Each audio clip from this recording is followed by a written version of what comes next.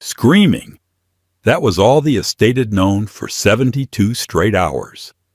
An infant's shrill, lung-shredding wails bouncing off cold marble walls, driving grown men to the brink of madness. The Don's heir was inconsolable. Doctors had no answers. Highly paid nannies quit in tears. It wasn't until a bruised, exhausted Omega servant dragged his mop across the floor, his own quiet toddler in tow, that the noise finally stopped. What happened next broke every rule the family had. Deafening shrieks bounced off the Venetian plaster. Dino Webb pressed the heels of his hands into his eye sockets until sparks bloomed in the dark. His skull throbbed in time with the infant's cries. It had been 3 days. 3 days of this relentless, high-pitched air raid siren ripping through the west wing of the estate. Dino dropped his hands. He looked down at the crib. Inside little Leo's face was a horrifying shade of mottled purple. The 6-month-old was rigid, tiny fists clenched so tight the knuckles were white. His mouth stretched wide in a continuous, breathless howl. The nursery smelled foul. It was a suffocating mixture of sour milk, expensive baby powder, and the sharp burnt ozone stench of Dino's own stressed alpha pheromones. He hated that smell. It was the scent of a cornered animal, of a man losing control. He was the head of the Webb Syndicate. He commanded thousands of men, controlled the city's ports, and ordered executions with a flick of his wrist. Yet staring at this tiny, thrashing creature, he felt entirely humiliatingly powerless. "Check his temperature again," Dino barked, his voice ragged, like torn canvas. The pediatrician, a balding man whose white coat was heavily wrinkled from sleeping in the guest wing, flinched. He held up a digital thermometer with trembling hands. "Sir, I assure you, it's exactly 98.6. No fever, no rash. His oxygen levels are fine between the screaming fits. It's just colic. Severe, unrelenting colic. Colic." Dino spat the word like it was poison. He paced away from the crib, his leather shoes clicking sharply against the hardwood. Colic implies an end. This doesn't end. He hasn't slept for more than 20 minutes since Tuesday. I haven't slept since Tuesday. Infants are highly sensitive to their environment. Don Webb, the doctor, ventured, adjusting his glasses. Perhaps the loss of his mother, the sudden absence. He senses the disruption in the pack dynamic. Dino stopped pacing. His gaze snapped to the doctor, cold and flat. The air in the room grew heavy, the atmospheric pressure dropping as Dino's alpha presence flared thick and suffocating. The doctor took a heavy step back, swallowing hard. Leo's mother wasn't a tragic loss. She was a political liability who had tried to siphon Webb money to her rival family. Dino had handled the liability. He felt nothing about her absence save for the dull annoyance of having to deal with the biological aftermath she left behind. But he wasn't going to explain Mafia politics to a pediatrician. "Get out," Dino said quietly. The doctor didn't hesitate. He packed his medical bag with jerky, frantic movements and scurried out the heavy oak doors, leaving Dino alone with the noise. Dino walked back to the crib. He reached down his large, calloused hands that knew how to dismantle a firearm, blindfolded awkwardly, scooping up the thrashing infant. Leo arched his back, rejecting the contact entirely. He pushed against Dino's chest, his wails somehow finding a higher, more piercing register. "Stop," Dino muttered, bouncing the boy rigidly. It wasn't a comforting motion. It was mechanical. "Just stop. What do you want? You're fed. You're clean. Stop crying." The baby screamed louder, a wet choking sound that grated against Dino's eardrums. Dino's chest tightened with a dangerous mix of rage and absolute despair. He didn't know how to be gentle. His world was built on leverage, fear, and consequence. You couldn't threaten a baby into silence. You couldn't bribe an infant. He walked to the window, staring out at the manicured grounds of the estate. The sky was the color of bruised iron, heavy with impending snow. His reflection in the glass looked hollowed out. Dark bruised circles hung beneath his eyes. His usually immaculate tailored suit was discarded somewhere. He was currently wearing a rumpled dress shirt rolled up to the elbows, a stain of spit-up drying on the shoulder. He was failing. The realization sat like lead in his stomach. The great Dino Webb was being defeated by a 15-pound infant. The screaming echoed down the long empty hallways, a broadcast of the Alpha's failure to his entire household. His jaw clenched so tight a muscle popped in his cheek. He needed silence. He needed it right now, or he was going to lose his mind. 3 floors down, Amar Kennedy was meticulously ignoring the noise. His knees burned. The thin cotton of his uniform trousers offered no protection against the unforgiving slate tiles of the kitchen hallway. He dipped a stiff-bristled scrub brush into a bucket of hot water and industrial bleach, the harsh fumes stinging his eyes and burning the micro-cuts on his raw hands. He scrubbed at a dried scuff mark on the tile, applying his body weight until his shoulders ached. Aymar was good at ignoring things. He ignored the sharp, aggressive pheromones of the mobsters who lounged in the smoking rooms. He ignored the condescending sneers of the beta staff who treated him like dirt on their shoes. And he ignored the constant low-level terror that came with being an unmated, heavily indebted Omega living inside the most dangerous house in the state. He scrubbed harder. The scent of lemon bleach was his armor.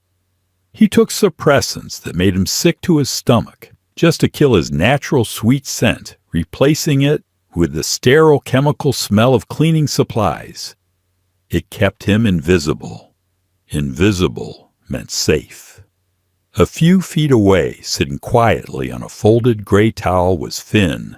Finn was 14 months old, wearing a faded hand-me-down sweater that was slightly too big for him. He had a mop of soft brown curls and wide observant eyes. Currently, he was deeply engrossed in stacking 3 wooden blocks, knocking them over, and meticulously restacking them. He didn't make a sound. Aymar paused his scrubbing, sitting back on his heels to catch his breath. He looked over at his son. A tight, painful knot formed in his throat. Finn was too quiet. It wasn't natural for a toddler to be this silent, this undemanding. But Finn had learned early on that crying brought dangerous men with heavy boots and angry voices. In the Webb estate, silence was survival. "Good boy, Finn." Aymar whispered, his voice raspy from the chemical fumes. Finn looked up, offering a small, close-lipped smile, and held up a red block. Aymar reached out with a wet red hand and tapped the block gently. Kennedy Aymar flinched, pulling his hand back instantly. He scrambled to his feet, keeping his head bowed. Mrs. Gable, the head housekeeper, stood at the end of the hall. She was a stern beta woman with a face like carved granite.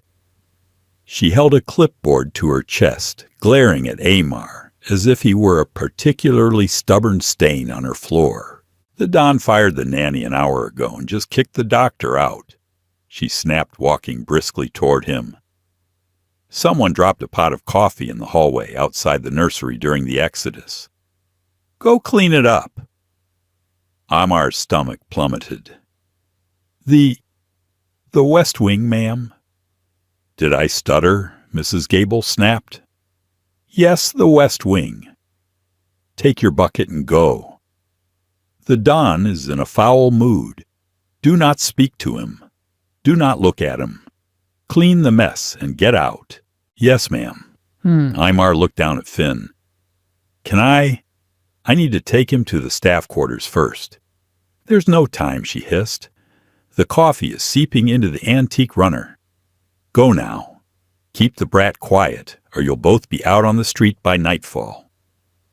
The threat was real. If Aymar lost this job, his debt would be sold to a much worse syndicate. He would end up in a basement club or worse. He gave a sharp nod, his heart hammering against his ribs. He gathered his supplies, hooking the heavy bucket over one arm. With his free hand, he scooped Finn up. The toddler rested his chin on Aymar's shoulder, a warm, solid weight.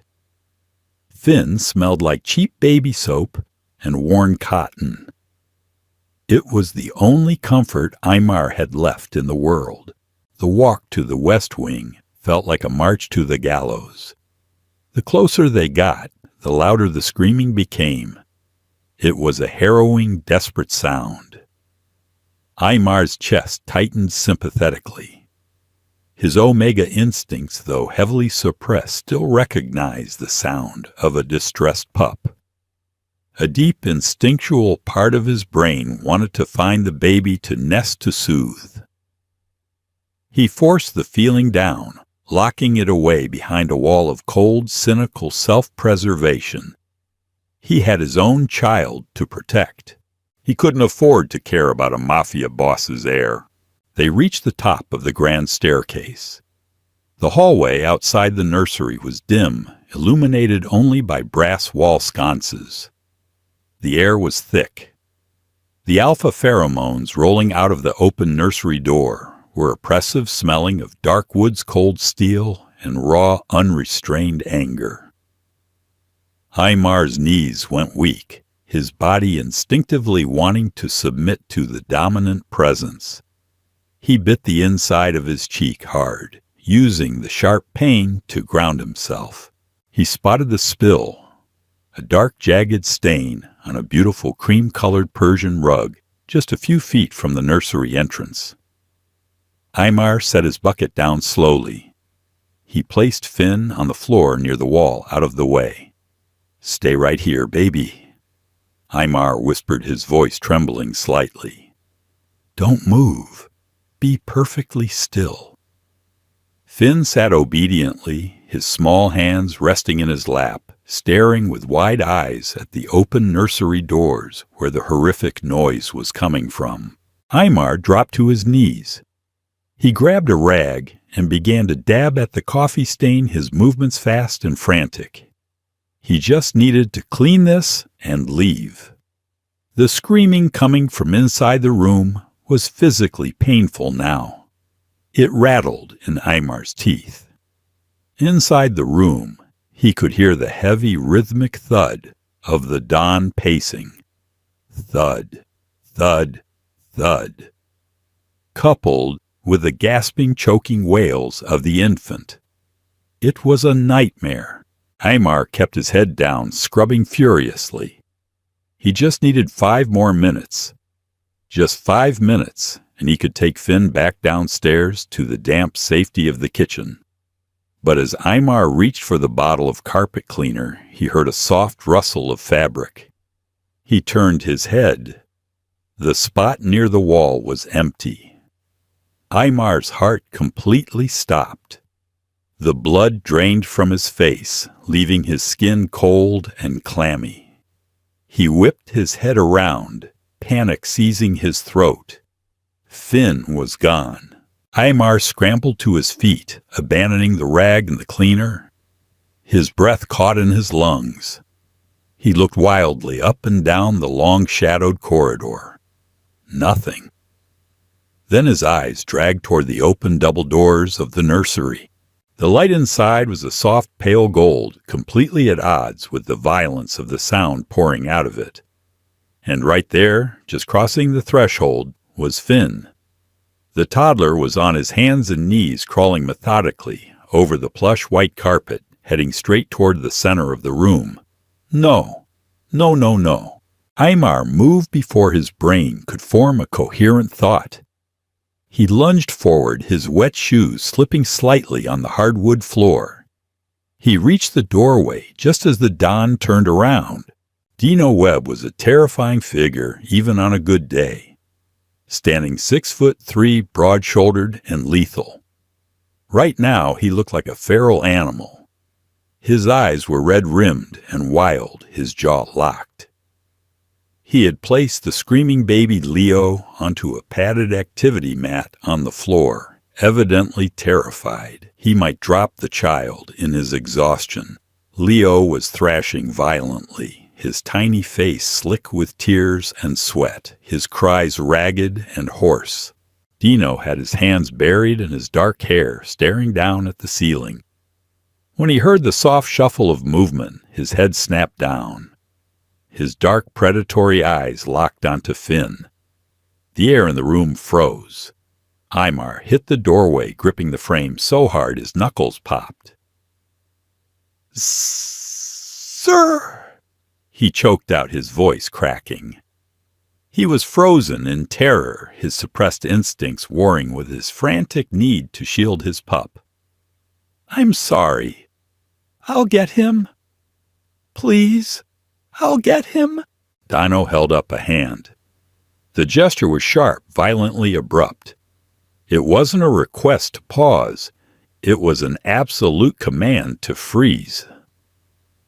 Aymar clamped his mouth shut, trembling so hard his teeth rattled together. He braced himself for a gunshot.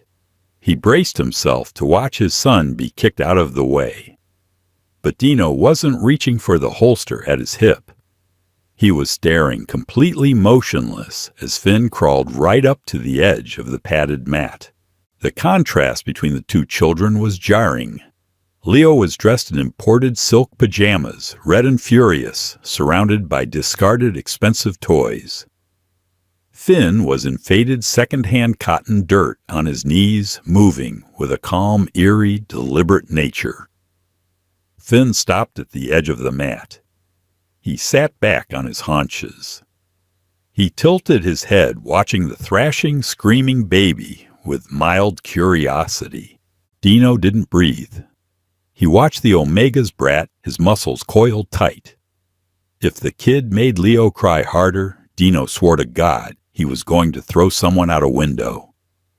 Finn reached out a chubby, slightly grubby hand. Aymar let out a whimpering gasp, stepping 1 foot into the room.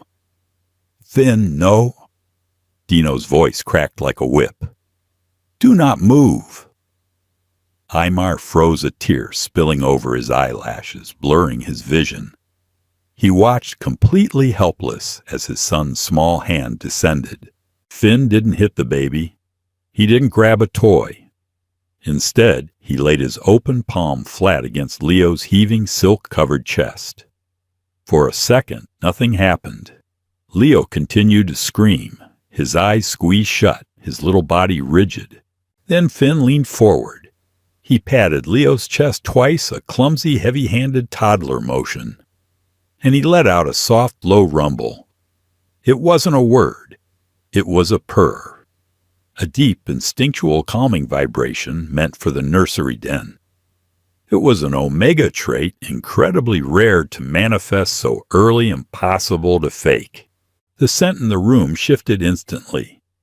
Cutting through the sour milk and Dino's burnt ozone stress was a sudden clear wave of pure sun-warmed chamomile and soft vanilla. It came from Finn. The toddler was projecting calm, an innate biological response to a distressed pup. Leo gasped.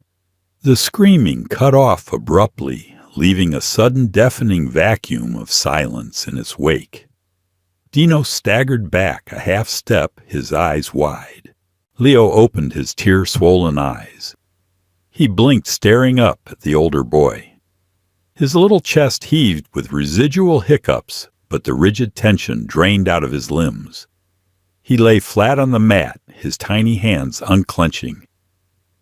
Finn patted his chest 1 more time, then withdrew his hand.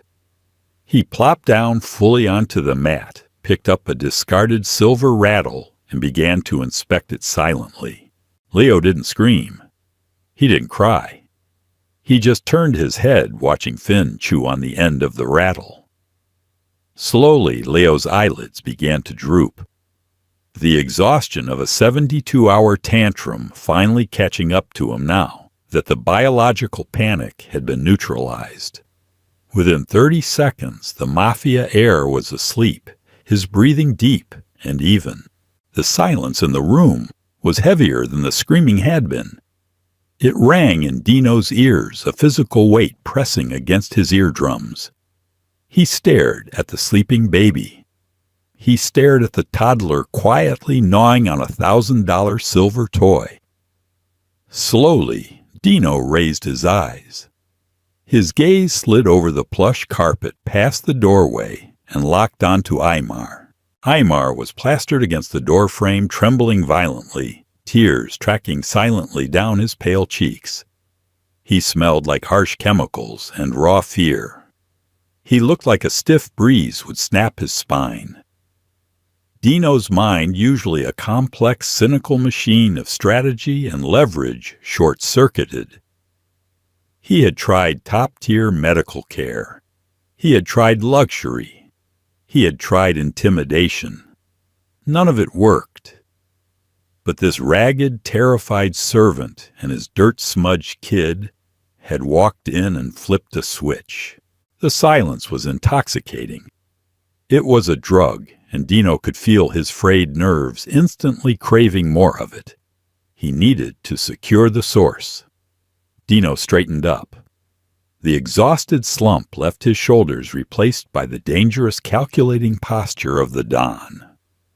He looked at Aymar, his dark eyes stripping the servant down, analyzing the frayed collar, the bruised knuckles, the absolute terror in his posture. "You!" Dino said, his voice a low, gravelly scrape in the quiet room. Aymar flinched. "I'm sorry," he whispered frantically, dropping to his knees. "I'm so sorry, Don Webb. We'll leave. You'll never see us again. Please don't hurt him. I'll clean the carpet and we'll go." "Shut up," Dino ordered. It wasn't a shout. It was dangerously soft. Aymar clamped his mouth shut, a sob catching in his throat.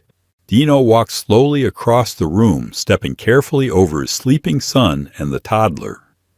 He stopped right in front of Aymar, towering over the kneeling man. Up close, Dino could see the chemical burns on the Omega's wrists. He could smell the bitter metallic tang of suppressants fighting a losing battle against the man's natural scent. "What is your name?" Dino asked. "P. Kennedy, sir. Aymar." Dino looked back at the mat. "And the kid?" "Finn." Aymar's voice was barely a breath. Dino looked back down at Aymar. There was no warmth in his eyes, no sudden miraculous softening of his heart. There was only the cold hard logic of a man who had found a vital resource and intended to monopolize it. "Get up, Aymar," Dino said. Aymar didn't move. He couldn't. His legs refused to cooperate. Dino sighed a harsh sound of irritation. He reached down, grabbed Aymar by the bicep, and hauled him to his feet with effortless strength. Aymar gasped, stumbling against the heavy oak doorframe. "You aren't cleaning floors anymore." Dino stayed his grip on Aymar's arm, firm, almost bruising. "Your kid is the only thing standing between me and an aneurysm. So congratulations. You just got a promotion." Aymar stared at him bewildered, his heart hammering a frantic rhythm against his ribs. Promotion. You're moving into the East Wing, next to my quarters." Dino said, his tone leaving absolutely no room for debate. "You live here now. You don't leave this floor. You keep my son quiet." Dino released Aymar's arm and stepped back, his eyes narrowing slightly as he took in the Omega's terrified, fragile state. It was an imperfect solution. The man was a mess. probably a liability. But the silence in the room was undeniable. "If that baby starts screaming again," Dino added softly, a dark promise lacing his words, "you better make sure your kid is there to stop it. Do we understand each other?" Aymar swallowed the lump of terror in his throat. He looked at Finn, who was now peacefully asleep on the mat curled up next to the Mafia heir. He was trapped. The invisible cynical web of the Webb family had just closed around him tighter than ever before. "Yes, sir," Aymar whispered to the marble floor. "We understand." Sunlight streamed through the floor-to-ceiling windows, casting harsh geometric shadows across the pristine floors of the East Wing. It felt entirely too bright. Aymar stood in the center of the sprawling guest suite, clutching a single battered canvas duffel bag to his chest. His knuckles were white. Everything in the room was suffocatingly expensive. Heavy velvet drapes framed the windows. The bed was a massive, imposing structure of dark mahogany and crisp white Egyptian cotton. There was no dust. There were no drafts whistling through cracked window panes, no low hum of the industrial refrigerators vibrating through the floorboards. It was completely terrifyingly silent, save for the soft, rhythmic breathing of the two children on the plush rug. Finn was currently pushing a wooden train across the thick carpet, his movements slow and deliberate. Beside him, Leo sat propped against a large velvet cushion, watching Finn with wide dark eyes. The Mafia heir hadn't cried in 14 hours. Aymar's stomach churned a sour, acidic roll that had nothing to do with hunger. He was intruding. His brain, conditioned by months of surviving in the lower rungs of the estate's hierarchy, screamed at him to hide. Omegas with massive debts did not sleep in silk beds. They scrubbed the floors beneath them. He moved stiffly toward the ensuite bathroom, setting his bag down on the marble vanity. His reflection in the massive gold-leaf mirror made him flinch. He looked like a corpse. Dark bruised shadows hollowed out his eyes, and his skin was a sallow, sickly gray. The harsh fluorescent lighting of the servant quarters had hidden the worst of his deterioration, but the natural sunlight of the upper floors offered no such mercy. Footsteps echoed in the outer hallway. Heavy measured, predatory. Aymar's breath hitched. He scrambled out of the bathroom, his heart slamming against his ribs.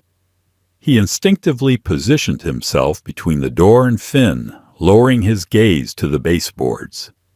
Dino Webb stepped into the room. He was dressed in a tailored charcoal suit today, the jacket unbuttoned, revealing a crisp white shirt that stretched taut across his broad chest.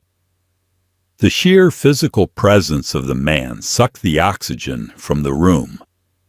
He smelled of dark roasted coffee, expensive cedar wood, and the sharp metallic tang of an apex predator. Dino didn't look at Aymar. His eyes swept the room, landing instantly on the children. Leo babbled softly, reaching a chubby hand toward Finn's wooden train. Finn paused, assessed the baby's outstretched hand, and calmly pushed the train toward him. Leo grabbed it, gumming the wooden smokestack happily. A heavy exhale escaped Dino's chest. The rigid tension in his shoulders dropped a fraction of an inch. He walked further into the room, his leather shoes silent on the rug. "Mrs. Gable will bring up a wardrobe for you." Dino stated, his voice a low, gravelly rumble. He still wasn't looking at Aymar. "Throw away whatever's in that bag. It smells like bleach and desperation." Aymar swallowed hard, his throat dry like sandpaper. "Yes, sir." "Thank you, sir." Dino finally turned his gaze to the Omega. His dark eyes narrowed, sweeping over Aymar's trembling frame. The man was practically vibrating with fear. He stood hunched over, making himself as small as physically possible. His hands clasped so tightly together, the skin was mottled red and white. It grated on Dino's nerves. He was accustomed to fear. He utilized it daily. But this absolute cowering submission felt entirely out of place in his private wing. It was pathetic. It was also, Dino realized with a cynical twinge of annoyance, completely counterproductive. A shattered, terrified Omega wasn't going to be a stable anchor for his son. "Stop doing that!" Dino snapped sharper than he intended. Aymar flinched violently, taking a rapid step backward until his shoulder blades hit the wall. "I'm sorry. Stop apologizing. Stop shrinking." Dino pinched the bridge of his nose, feeling a migraine threatening to return. He dropped his hand and glared at the servant. "You live here now. You are not a maid anymore. You are my son's companion. Act like it. If you walk around my wing acting like a beaten dog, my men are going to treat you like one." "I understand," Aymar whispered, though his posture didn't change in the slightest. Dino let out a harsh breath, shaking his head. He didn't have the patience for this. He had a syndicate to run shipments to track, and rivals who were likely already whispering about his week of absence. "Lunch is at 1, dinner's at 8, Dino ordered, turning toward the door. "You will eat in the main dining room with me. Both of them," he gestured to the toddlers, "will be present." Panic flared white-hot in Aymar's chest. In the dining room. Sir, I can eat in the kitchen. I don't want to intrude." Dino stopped in the doorway. He turned his head slowly, his profile cast in sharp relief against the hallway light. The air pressure in the room immediately dropped, the alpha's pheromones spiking with a cold, absolute authority. "It wasn't a request, Aymar." Aymar clamped his mouth shut, his teeth clicking together. 1 o'clock, Dino repeated softly. Then he was gone. Aymar slid down the wall, his knees finally buckling under the weight of his terror. He pulled his knees to his chest, burying his face in his arms. He was trapped in a gilded cage with a monster, and there was no way out. Silverware clinked against fine china, the sound deafening in the massive, cavernous dining room. Aymar sat at the far end of a long mahogany table, staring down at a plate of roasted duck and wild rice. It looked like a masterpiece. It smelled like ash in his mouth. He gripped his fork with trembling fingers, pushing a single grain of rice around the edge of his plate. At the opposite end of the table, 30 feet away, sat Dino. The Don ate with precise, efficient movements, his dark eyes fixed on a tablet resting beside his plate. He seemed entirely unbothered by the heavy, suffocating silence hanging over the room. Between them, seated in a pair of high-end padded high chairs, were the children. Finn was methodically eating mashed sweet potatoes, making zero mess. Leo was wearing half his sweet potatoes on his face, happily banging a silver spoon against his tray. Aymar felt sweat gathering at the nape of his neck. His stomach rolled violently. The smell of the rich food was combining with the overwhelming thick scent of Dino's alpha pheromones, creating a miasma that was making him severely nauseous. It was the suppressants. He had taken a double dose that morning, terrified of being in such close proximity to the Don. The cheap black market pills he bought from a kitchen boy were highly toxic. They killed his natural omega scent, replacing it with a sterile, chalky nothingness. But they ravaged his digestive system. Right now, his liver was screaming. He carefully lifted his water glass, trying to calm his rolling stomach. His hand shook so badly, the ice clattered against the crystal. Down the table, Dino's eyes flicked up from his tablet. The Don watched the Omega for a long, quiet moment. Dino was a predator. His entire life was built on observing weaknesses, noting the slight tremor in a rival's hand, the bead of sweat on a liar's brow. Aymar was broadcasting physical distress so loudly it was practically a siren. The man hadn't eaten a single bite. His skin was translucent, stretched too tight over his cheekbones. And his scent, or rather his lack of one, was deeply unnatural. Dino possessed a highly sensitive olfactory palate. He could smell the bitter synthetic chemicals rolling off Aymar in waves. It smelled like bleach, burning plastic, and sick bay. It was agitating Dino's inner alpha in a way he couldn't entirely articulate. A pack member, and by moving Aymar to the east wing, Aymar was technically under his territory. Smelling of poison was a biological red flag. Dino pushed his plate away. The scrape of porcelain against mahogany made Aymar flinch. "Are you planning to eat that, or just rearrange it?" Dino asked, his voice cutting through the silence. Aymar froze his fork, hovering over the plate. I'm eating, sir." He hastily shoveled a small bite of rice into his mouth. It tasted like sawdust. He forced himself to chew and swallow his throat, fighting the action every step of the way. "You look like you're going to vomit," Dino observed flatly. "I'm fine," Aymar lied quickly, his voice tight. "Just not very hungry." Dino stood up. Aymar's heart rate skyrocketed. He watched paralyzed as the massive alpha walked slowly down the length of the table. Every step felt like a countdown. Dino stopped directly behind Aymar's chair. The proximity was suffocating. Dino's scent washed over him, a heavy, commanding wave of cedar and dominance that made Aymar's suppressed Omega instincts scream in confusion and terror. "Stand up," Dino ordered gently. The quiet tone was somehow infinitely more terrifying than a shout. Aymar pushed his chair back, his legs trembling so violently he had to grip the edge of the table to remain upright. He kept his eyes glued to the center button of Dino's vest. Dino reached out. Aymar flinched, squeezing his eyes shut, bracing for a blow. Instead, Dino's large hand slid smoothly into the front pocket of Aymar's new trousers. Aymar gasped a choked sound of absolute shock, his eyes flying open. He tried to twist away, but Dino's other hand clamped down on his shoulder, rooting him in place. "Don't move," Dino warned.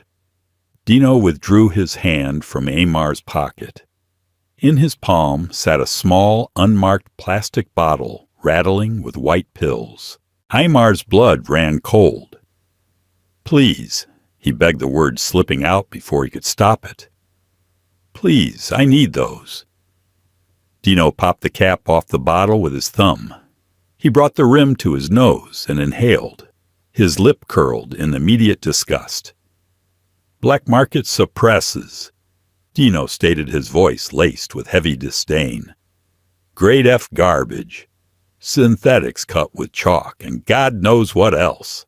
Liver killers." "I have to take them," Aymar whispered frantically, reaching a trembling hand out. "If I don't, my scent. The guards. Please, Don Webb. I have debt. If I draw attention, they'll sell me back down to the clubs. I need them to stay invisible." Dino looked at the desperate broken man in front of him. Aymar was entirely consumed by survival mechanics suited for the basement, unable to grasp that the rules had changed. "You are on my floor," Dino said slowly, enunciating every word. "Nobody sells you anywhere unless I sign the paper. Nobody touches you. The guards don't look at you because you belong to the East Wing now." Dino walked over to the serving sideboard. He picked up a heavy silver ice bucket, dumped the ice onto the floor, and dropped the pill bottle inside. He picked up a crystal decanter of bourbon and poured a heavy splash over the pills. Aymar watched in horror as the cheap capsules immediately began to dissolve into a sludgy, toxic mess.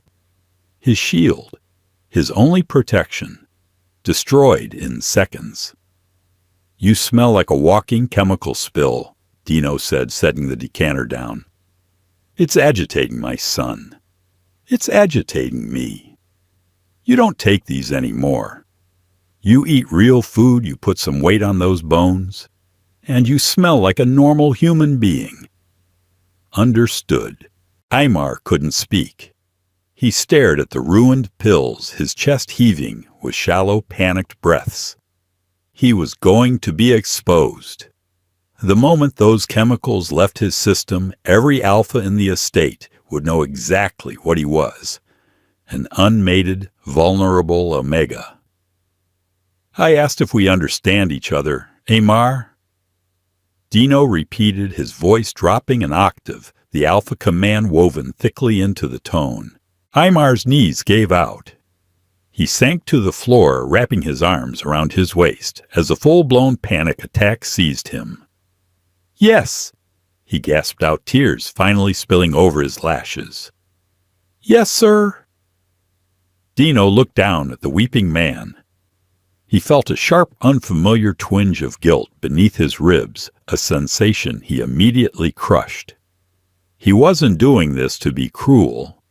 He was fixing a broken asset. The man was poisoning himself. "Finish your dinner," Dino said coldly, turning his back and walking out of the dining room. Aymar remained on the floor, shivering violently. Above him, Finn reached over from his high chair and gently patted Aymar's hair, a silent, comforting weight. But it wasn't enough. The countdown had started. In a few days, the suppressants would be completely gone from his system, and Aymar had no idea what the monster who owned him would do when the real scent broke through. 72 hours later, Aymar's body began to tear itself apart. Withdrawal from black market suppressants wasn't a graceful fading of chemicals. It was a violent eviction. Aymar lay curled on the cold hexagon tiles of the ensuite bathroom, his forehead pressed against the base of the porcelain tub. His joints felt packed with crushed glass. A fine, icy sweat coated his skin, pasting his oversized cotton shirt to his trembling spine. He dug his fingernails into his forearms, riding out a wave of intense nausea. The air in the bathroom smelled of sour stomach acid and the sharp metallic tang of his own panic. But beneath that creeping in through the cracks of his shattered chemical shield was something else. His true scent. It was faint, erratic, and it terrified him. For 5 years he had smelled like nothing.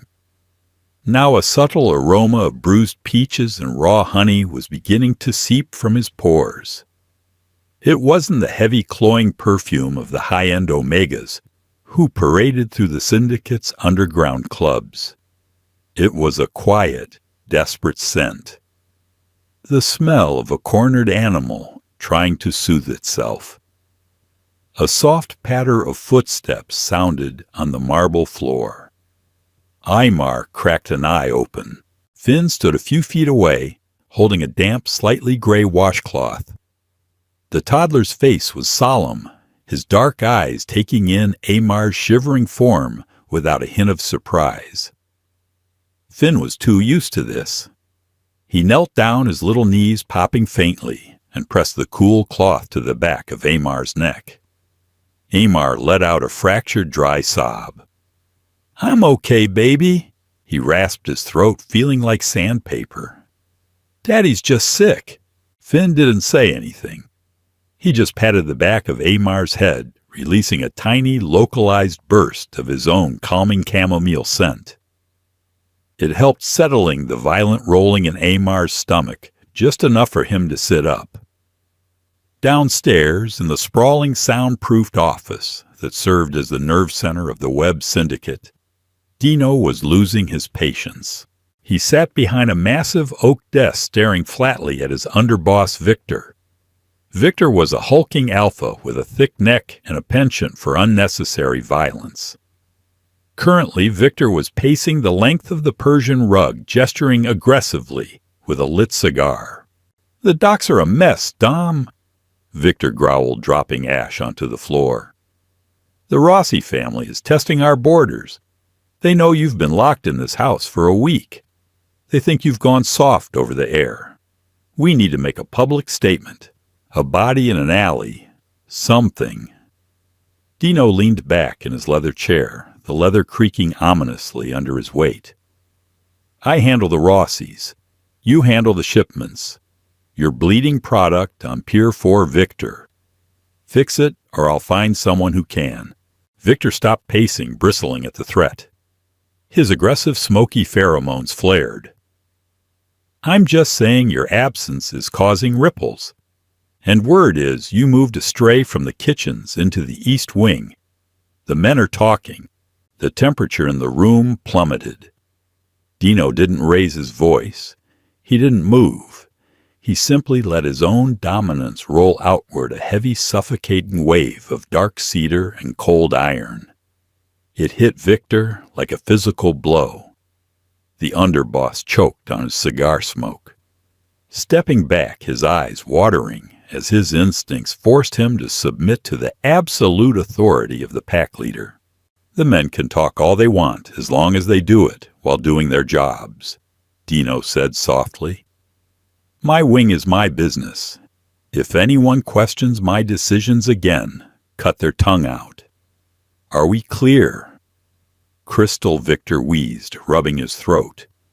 He backed out of the office, eager to escape the crushing pressure. Dino remained seated in the quiet room, staring at the closed door. He rubbed the bridge of his nose, feeling the dull throb of a headache building. Victor was an idiot, but he was right about one thing. Moving a kitchen Omega into the inner sanctum was a massive deviation from the rules. It was a calculated risk. He stood up, adjusting his cuffs, and left the office, heading up the grand staircase.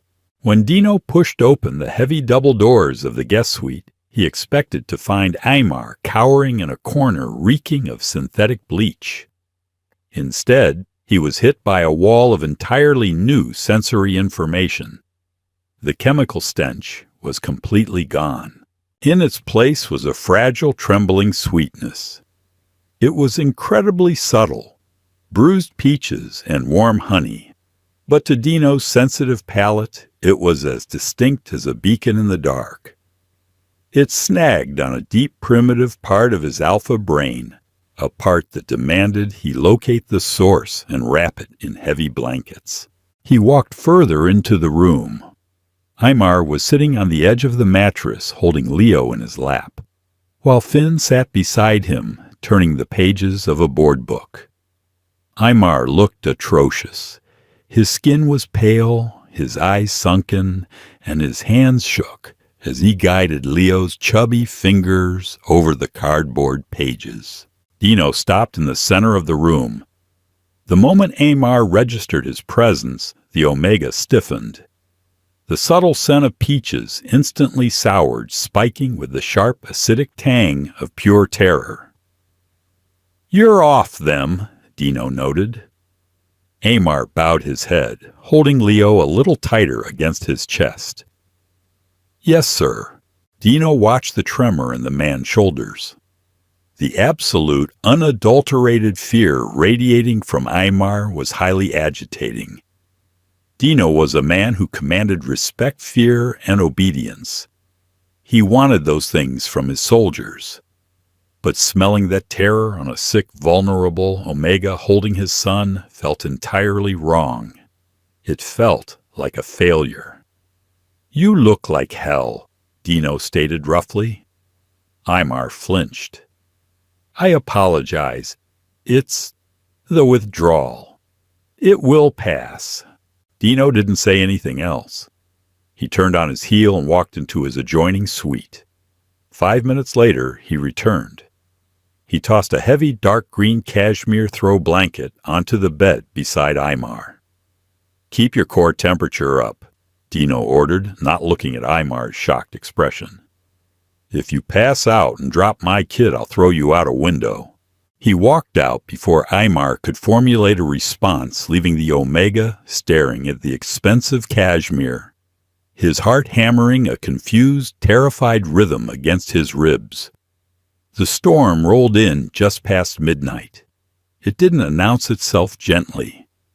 A massive clap of thunder shook the estate, rattling the antique window panes in their frames and sending a violent vibration through the floorboards. In the nursery, Leo woke up screaming. It wasn't the agonizing, endless colic scream from a week ago, but a sharp, terrified wail of a child violently startled from sleep. Aymar was out of his bed in the adjoining suite before he was fully awake. His bare feet slapped against the cold hardwood as he sprinted across the hall.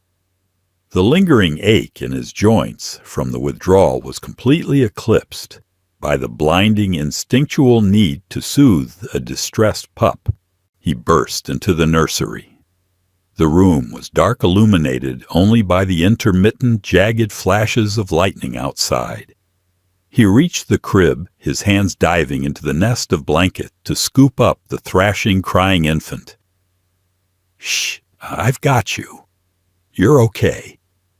Aymar murmured, his voice a low, raspy hum. He pressed Leo against his chest, tucking the baby's head under his chin. Without the toxic barrier of the suppressants choking his biology, Aymar's Omega instincts finally fully broke free. It was an explosive release. A thick, heavy wave of pheromones flooded the room. The scent of bruised peaches deepened into something incredibly rich and potent. Warm milk spun vanilla, protective, fiercely maternal honey. It was a nesting scent designed by nature to act as a heavy-weighted blanket over a panicking child. Leo's screams hitched. He gasped against Aymar's collarbone, his tiny fists grabbing handfuls of Aymar's sleep shirt. The biological command in the air was too strong to fight. Within seconds, the baby's cries dissolved into wet, hiccuping sobs, his rigid body melting against Aymar's chest. Aymar swayed back and forth in the dark, burying his nose in Leo's soft hair, completely lost in the overwhelming narcotic haze of his own protective instincts. He didn't hear the door open. Dino froze in the threshold of the nursery.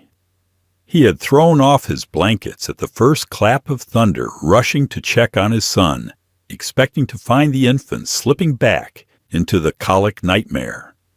Instead, he walked into a physical wall of scent. It hit the back of his throat, completely bypassing his logical brain and striking the ancient predatory core of his nervous system.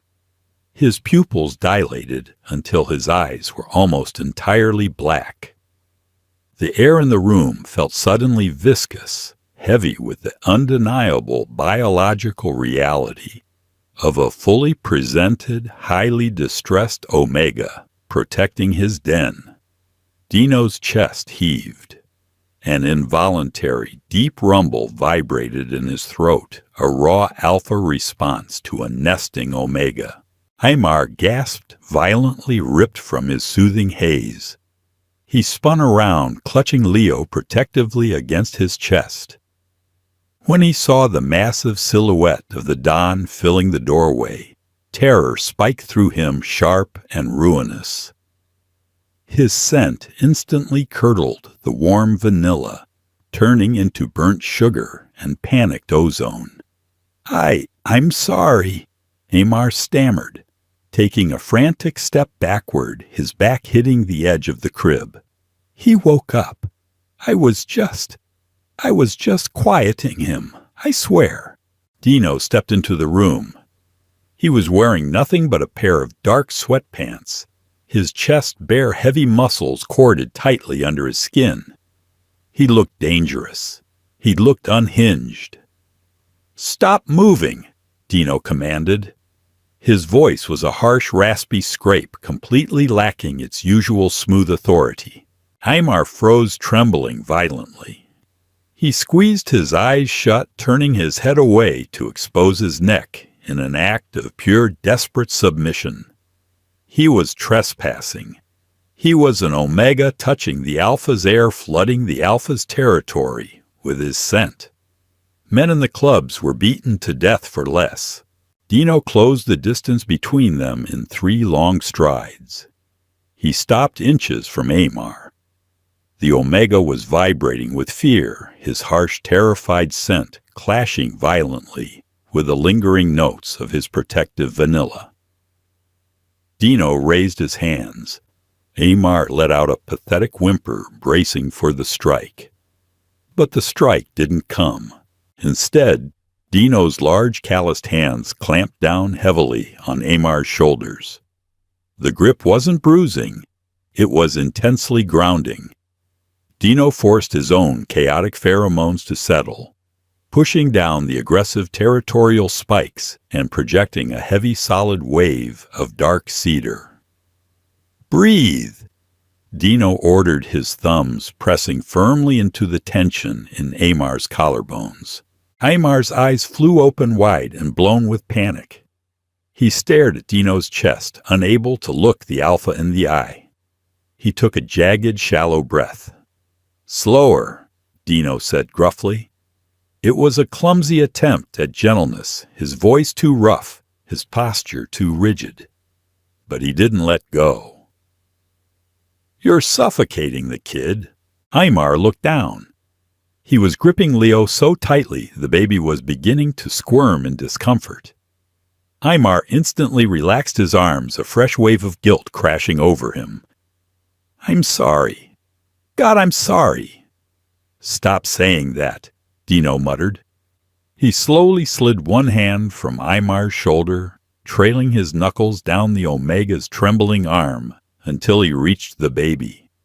He rested his large hand flat against Leo's back, effectively pinning Aymar and the child together. The proximity was maddening. Dino could feel the frantic, rabbit-fast beating of Aymar's heart against his own wrist. He was a Mafia boss. He dealt in blood leverage and absolute control. He did not comfort shivering, broken servants in the middle of the night. Yet as the storm raged outside, rattling the windows with relentless fury, Dino didn't move. He stood there in the dark, acting as a physical shield between the thunder and the fragile, terrified Omega who was clutching his son. "Your scent?" Dino said quietly, the words feeling heavy in the quiet room. "It fixed him." Aymar swallowed hard, his throat clicking. It's a biological response. I didn't mean to project it so strongly. I can try to hold it back." "Don't," Dino replied instantly. The command was sharp and voluntary. He looked down at Aymar, his dark eyes locking onto the Omega's pale, frightened face. "Never hold it back in this room. That's an order."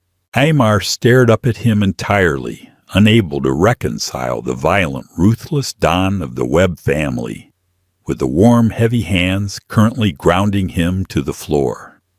The contradictions were dizzying.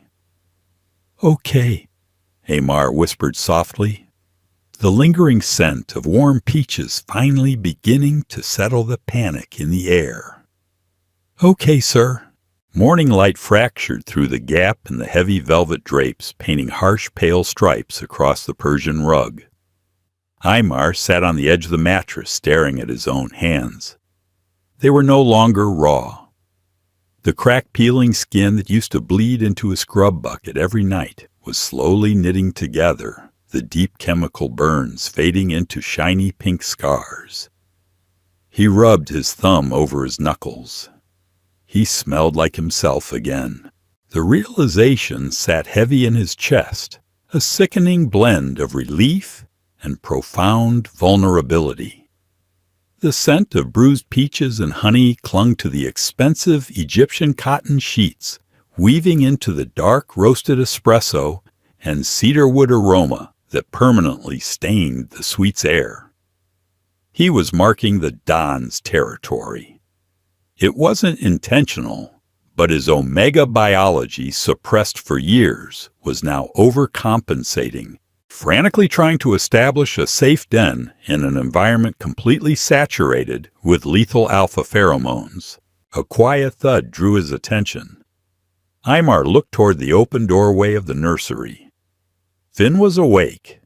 The toddler had managed to drag a heavy leather-bound book off a low shelf and was currently trying to push it across the floor toward the sleeping Mafia heir. Aymar stood up, his joints still aching, with a dull residual throb from the withdrawal.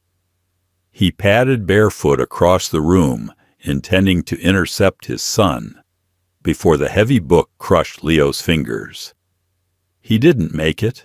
The main door to the suite clicked open. Dino stepped inside. He was already fully dressed in a tailored midnight blue suit, a silver tie clip catching the morning light. He looked immaculate, dangerous, and entirely out of place amidst the scattered wooden blocks and soft plush blankets littering the floor. Aymar froze instantly, his shoulders hiking up to his ears. His natural scent flared a quick, involuntary spike of burnt sugar and panic. He couldn't help it. The physical memory of Dino towering over him in the dark the night before, his hands, heavy and commanding, was seared into Aymar's nerve endings. Dino stopped. He didn't look at Aymar. His dark, flat eyes zeroed in on Finn. The toddler had abandoned the book. Finn was sitting back on his haunches, staring up at the massive alpha. Then, with the terrifying, fearless logic of a 14-month-old, Finn reached out, grabbed the perfectly creased pant leg of Dino's expensive suit, and used it to pull himself unsteadily to his feet. Aymar stopped breathing. A cold sweat broke out down his spine. "Finn!"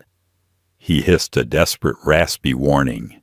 Dino held up a single leather-gloved hand, demanding silence. Aymar snapped his jaw shut, his teeth clicking together. Dino looked down. Finn was leaning heavily against his shin, completely unbothered by the suffocating aura of dominance rolling off the man. The boy wiped a drool-slicked hand directly onto the pristine wool of the suit, then offered Dino a small, slightly chewed wooden block. It was a profound clash of worlds. Dino Webb, a man who had ordered executions over a spilled drink, was being treated like a piece of living room furniture. Dino didn't move. He stared at the wooden block like it was a live explosive. The muscles in his jaw ticked. For a long, agonizing 10 seconds, the room was absolutely silent. Then slowly, with a rigid, unnatural stiffness, Dino bent at the waist. He reached out with 2 fingers and plucked the damp block from Finn's hand. Finn let out a small, satisfied huff, dropped to his knees, and crawled back toward Leo's mat. Dino stood back up, holding the block. He finally turned his gaze to Aymar. The alpha's eyes were narrowed, unreadable. "Get dressed," Dino ordered, his voice a low, gravelly rasp that scraped against the quiet morning. "Mrs. Gable is coming up at 9 to measure him for new clothes." He nodded toward Finn. "He looks like a street urchin." Aymar swallowed the dry lump in his throat. You don't have to buy him clothes, Don Webb. I can wash his things in the sink." "I am not having an urchin living in my wing, Aymar," Dino said coldly, tossing the wooden block onto a nearby armchair. "You belong to this floor now. Both of you. You will look the part." You don't scrub floors, and you don't wash clothes in the sink. You keep my air calm. It was a transaction. A cynical, cold transaction that completely ignored the deeply intimate biological nesting that had occurred the night before. Aymar preferred it this way. It made sense. He was a tool, an asset. As long as he remembered that he wouldn't make the mistake of trusting the monster who owned him. "Yes, sir," Aymar whispered, bowing his head. Dino stared at the submitted posture. His jaw tightened. He wanted to cross the room, grab the Omega by the shoulders, and force him to stand up straight. He wanted to smell the warm, relaxed honey, not this bitter, burnt sugar fear. But Dino didn't know how to ask for things. He only knew how to take them, and he couldn't force a frightened animal to relax by threatening it. Without another word, Dino turned and walked into his office, the heavy door clicking decisively shut behind him. Aymar let out a shuddering breath, his knees trembling. He was safe for another day. But the gilded cage was shrinking, and the alpha pacing just on the other side of the wall was becoming entirely too accustomed to his scent. The delicate chime of the suite's doorbell rang out sharply at exactly 9 o'clock. Aymar was sitting on the edge of the velvet sofa, his hands clasped tightly in his lap. He was wearing a dark gray oversized cashmere sweater that Dino had silently tossed at him 2 days prior. It dwarfed him, the sleeves hanging past his knuckles, but it was incredibly warm, and it smelled distinctly of cedar wood and the Don's aggressive baseline scent. Finn was occupied meticulously stacking pillows near the window. Leo was asleep in the next room.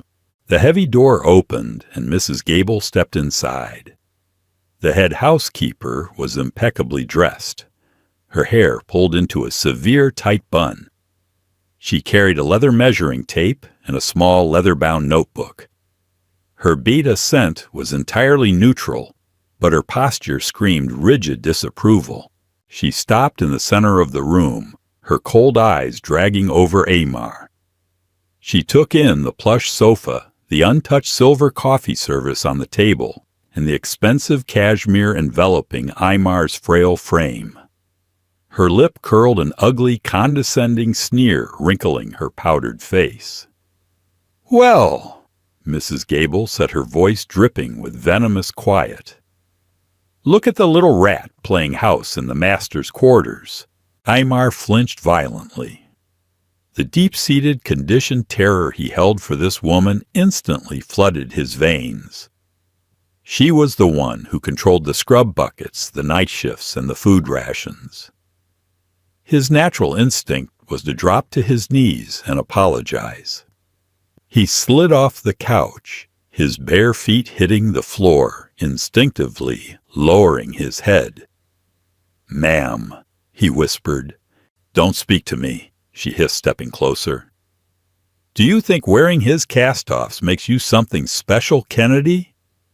You're a biological pacifier, a freak accident of nature that managed to get the screaming brat to sleep. The moment the Don's heir outgrows his colic, you and your filthy stray are going right back to the basement. Or worse." Aymar's breath hitched. The words felt like physical blows. They were exactly what his own cynical, terrified brain had been telling him for days. He was temporary. He was trash. "I know." Aymar choked out, his vision blurring with unshed tears.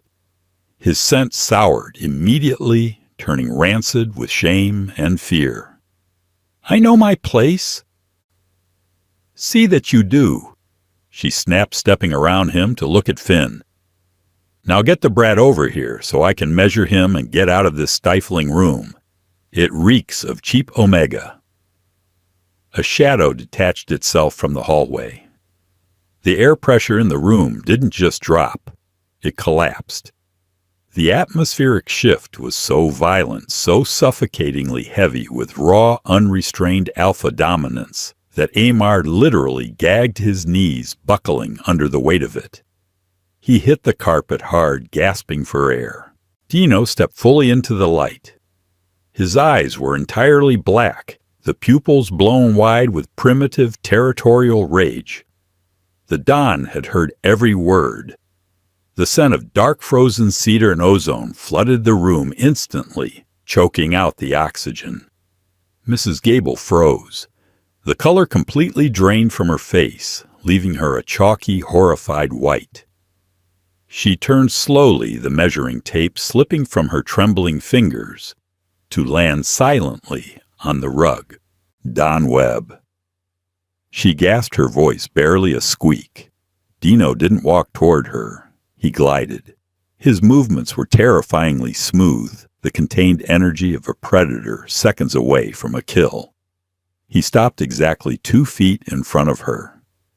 "What did you call him?" Dino asked. The volume of his voice was barely above a whisper, yet it rattled the crystal glasses on the coffee table. Mrs. Gable trembled so hard her teeth audibly clicked together. Sir, I was merely—" "You called him a rat." Dino interrupted his tone, conversational, entirely stripped of emotion. "You told him he was going back to the basement. You insulated that you have authority over my wing, over my pack." Mrs. Gable let out a pathetic whimpering sound, taking a step backward. "No, Don Webb, please. He's just a scrubber. I didn't mean—" "Aymar," Dino said, not taking his eyes off the housekeeper. Aymar dragged his gaze up from the carpet, shivering violently. Yes, sir." "Are you a scrubber?" No, sir." Aymar's voice cracked. Dino finally looked down at Aymar, taking in the cowering posture, the tears slipping down his pale cheeks. The sight of it sent a fresh spike of violent protectiveness through Dino's chest. He turned his flat, dead eyes back to Mrs. Gable. "You have 10 minutes to pack your belongings and vacate the estate," Dino stated coldly. "If I see your face in this city again, Victor will drag you behind a car until there isn't enough left to identify. Leave." She didn't hesitate. Mrs. Gable practically scrambled backward, tripping over her own shoes, before turning and fleeing out the door, leaving it standing wide open behind her. The heavy silence rushed back into the room, broken only by Aymar's ragged, shallow breathing. Dino reached out and quietly pushed the heavy door shut, locking it with a dull click. The sound was horribly final. He turned around and walked over to where Aymar was still sitting on the floor. Dino didn't offer a hand. He simply dropped onto the edge of the velvet sofa, leaning his forearms on his knees, putting himself at eye level with the trembling Omega. "Look at me," Dino ordered. Aymar forced his head up. His chest heaved. He was terrified of the violence he had just witnessed, but beneath that terror was a dark, shameful knot of absolute relief. The monster had bared his teeth, but he had bared them at the threat. He had acted as a shield. "She was right," Aymar whispered miserably, unable to stop the words. I'm a biological trick. You bought my debt. You own me." "Yes, I do," Dino agreed bluntly. He wasn't going to lie to the man.